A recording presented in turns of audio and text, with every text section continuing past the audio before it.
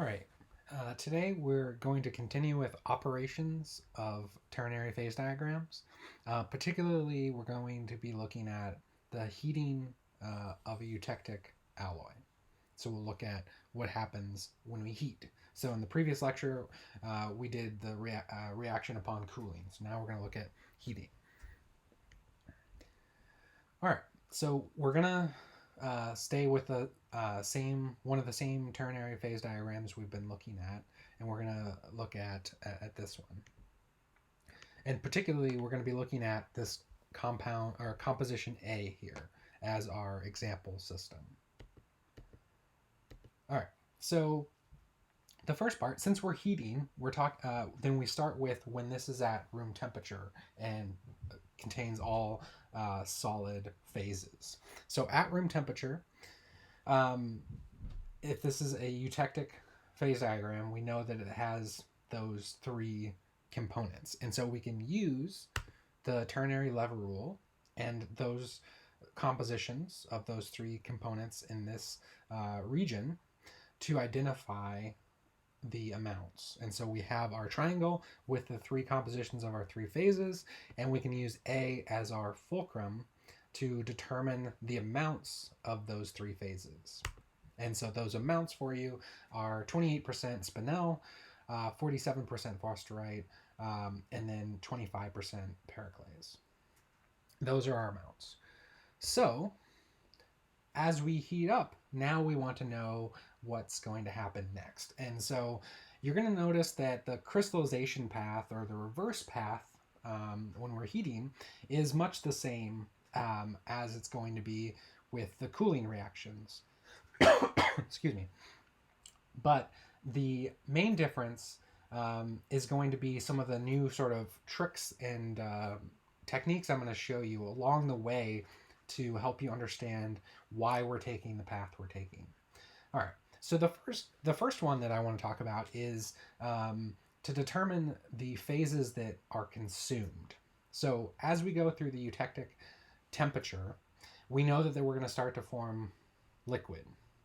And for that liquid to occur, at least one, if not all, of the solids have to be consumed, right? And so if we want to determine how much of those phases are consumed, what we can do is we can make the same triangle with the three solid phases we know we have. And then instead of using the composition A as a fulcrum, what we're going to do is we're going to use the eutectic composition. So the eutectic point. So basically I've highlighted that here. And so that's our fulcrum. And if we do the same thing that we would do before and determine the amounts, what that gives us. So now I have 28% spinel, 67% forsterite, and 5% pericles. So these are not the amounts of phases that we have at room temperature. That is not. That is what I showed in the previous slide. These amounts are the amounts of phases consumed as we go through this reaction. So what this tells us is that 28% spinel is being consumed, 67% forsterite is being consumed, and 5% pericles. So what this tells us is that forsterite is being consumed at the highest fraction, and therefore this is the first solid phase that will completely be consumed before the others as we make liquid. All right. And so now, if we want to go to above the eutectic temperature and find out the amounts of phases we have there, we know we're going to have a liquid. And so we use the composition of the eutectic as our liquid for just above this. And then we can determine our amounts there. So now we've changed our triangle to account for the two solid phases that we have remaining. We don't have forsterite anymore because that's the first one that was consumed. And then we're using this as the composition of the liquid just above the eutectic. And then we're going back to using A as our fulcrum. And doing that, this is the amounts of phases we have after eutectic melting. So we have 7.7% spinel, 0 forsterite, 23.6% pericles, and then the remainder liquid, which is 68.7%. So we can determine those amounts.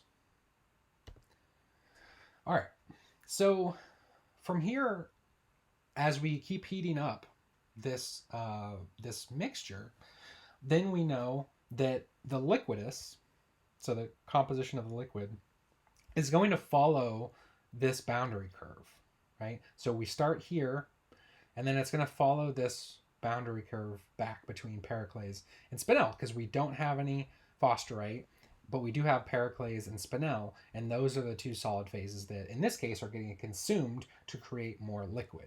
And so we're going to go basically up the boundary curve here. And so you'll also note that I put the line here, and this is the tie line between the two-phase region for Pericles and liquid. And so this will be something that we use in a second. All right, so we're going to continue up this boundary curve that I've highlighted with the arrow here. All right, and so as we go through this, so in this case, along this boundary curve, we are consuming Pericles and Spinel to create liquid. So one additional sort of trick, if you want to call it that, or tool, is that we can use the tangent.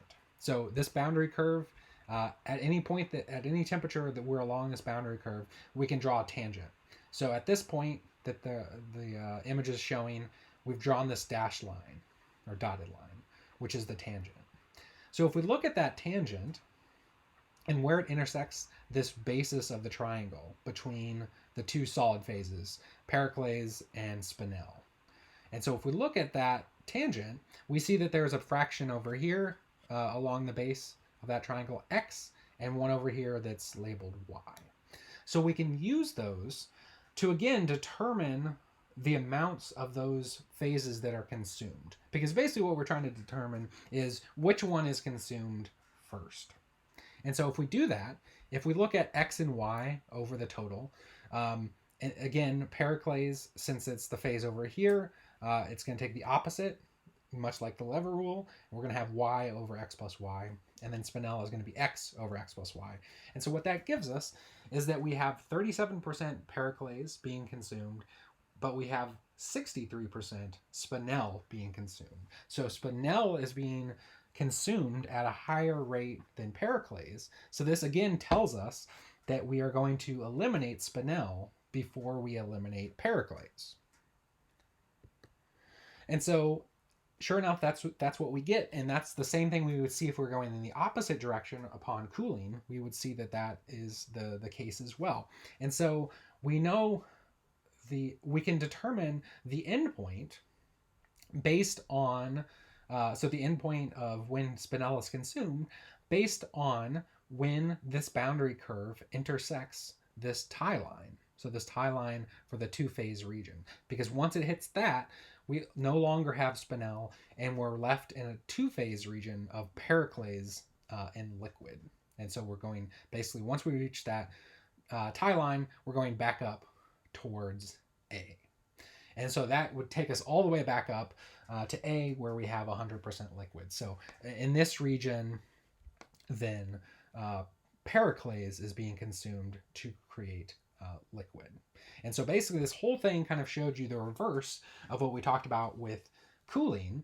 But along the way, we looked at some ways in which we can use tie lines and the lever rule to determine which phase is being consumed fastest, and that can help us out along as we do these crystallization paths.